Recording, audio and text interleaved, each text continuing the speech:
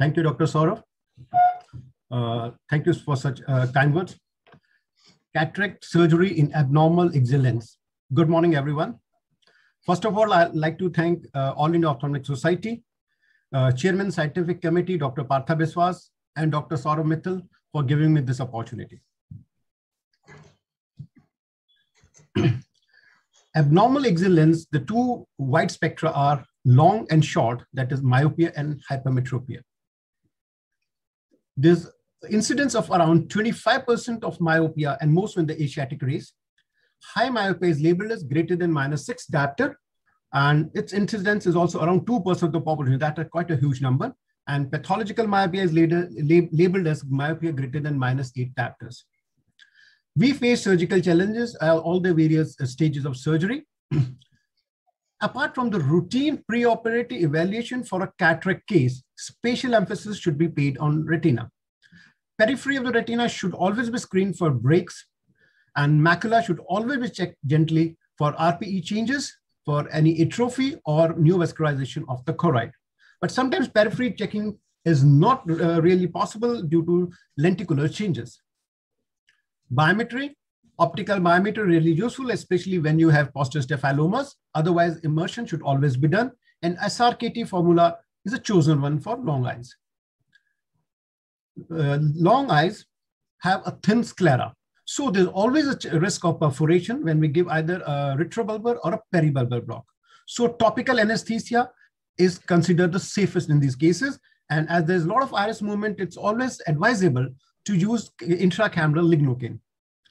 The incision of choice is again a clear corneal incision. Always make a slightly shorter and a little posterior tunnel.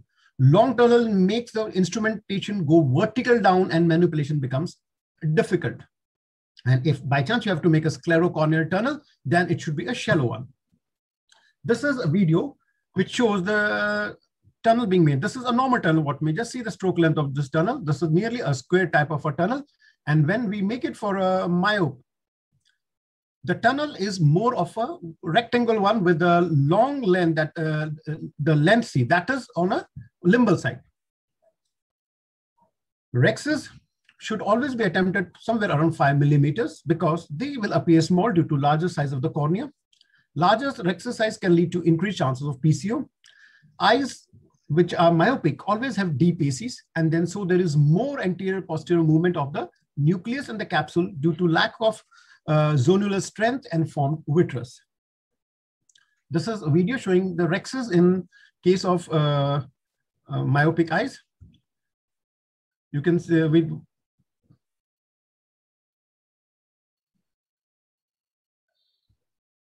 sorry.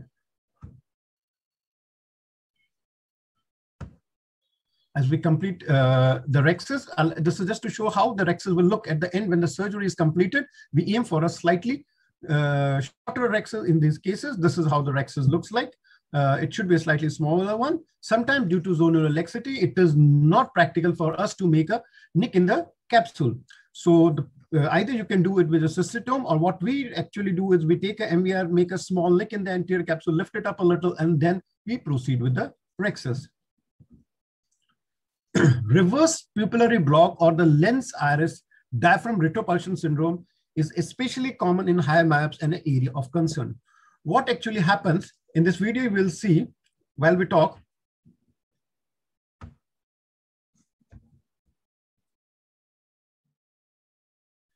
We have done a rexes for this patient, and as we go to do phacoemulsification, go on to the paddle irrigation, you see that it is all ballooned out, it is dilated a lot, and this is 360-degree occlusion of the iris with the anterior capsule. This leads to a lot of pain and deep myopia. The best way to handle it is to take your chopper, nudge it slightly beneath the iris and lift it. This will equilibrate the pressure between the anterior and the posterior chamber, and your job becomes easy. Another way is you can always, while operating, drag the iris a little with the belly of your chopper. This really literally tenses your iris a little. You can see from here where the chopper is coming out, and this just pulls up the iris a little, and then it's always an equilibrium between the anterior posterior chamber, and you can get rid of this retropulsion syndrome.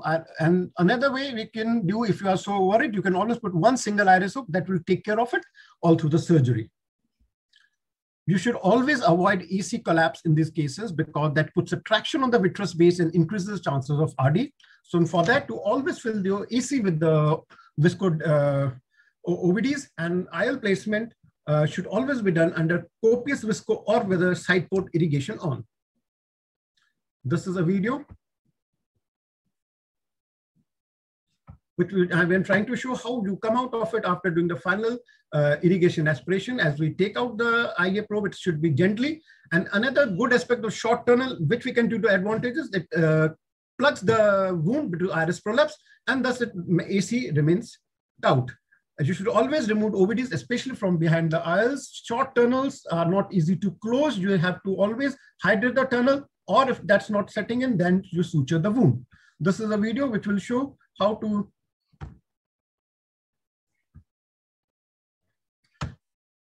clean the visco from behind the IOL.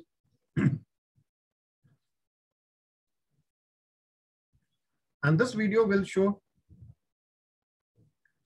how to seal the tunnel. You'll see I'm trying to do multiple attempts to seal this tunnel. It is not sealing so easily. Multiple pushing in of the iris, then ultimately we'll be able to settle it. And still it doesn't seal with hydration, always safer to put a suture out there. Post-operatively, always look at the earliest possible possibility for the periphery of the retina to see for any breaks. And if by chance PCO develops, you should always do a YAG with a very low energy. It is important to understand the anatomical difference in small eyes for surgical planning. 83% of the short eyes are hypermetropic, and most of them have uneven full surgeries.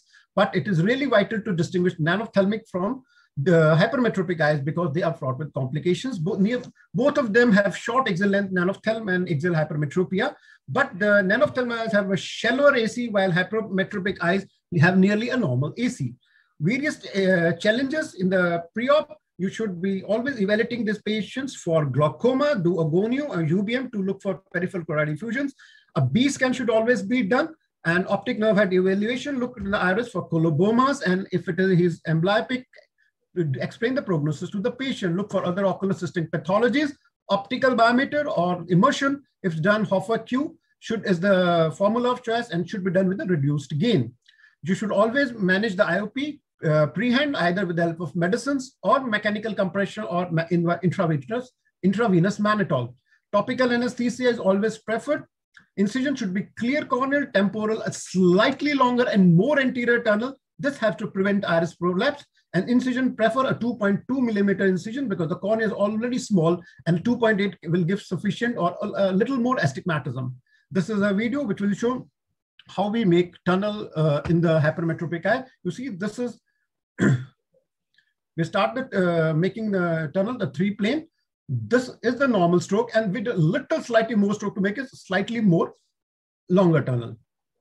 During surgery, these eyes have more chances of miosis to keep pharmacological and mechanical pupil expanders ready.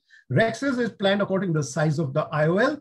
Shallow AC is quite common, and it is important to manage it to prevent difficulty in rhexis, to prevent iris prolapse, to avoid endothelial cell loss, and prevent PCR. For that, you can raise the bottle height, or you can use a lot of viscoelastic, or to start with the surgery, remove a chunk of the epinucleus from the center, so that gives you a little more space. Use a Kelman needle and keep the instruments and the nucleus piece away from the endothelium to prevent its damage. If the AC is shallow at the beginning of the surgery, do a limited pars plana vitrectomy to make a sclerocorneal tunnel. And if the pressure develops during surgery, that is after the initially a normal AC, it indicates there's a choroidal effusion. So do a sclerotomy by maintaining AC with BSS. This is a video which will show how to make that initial small gutter in the epinucleus so that you have got more working area.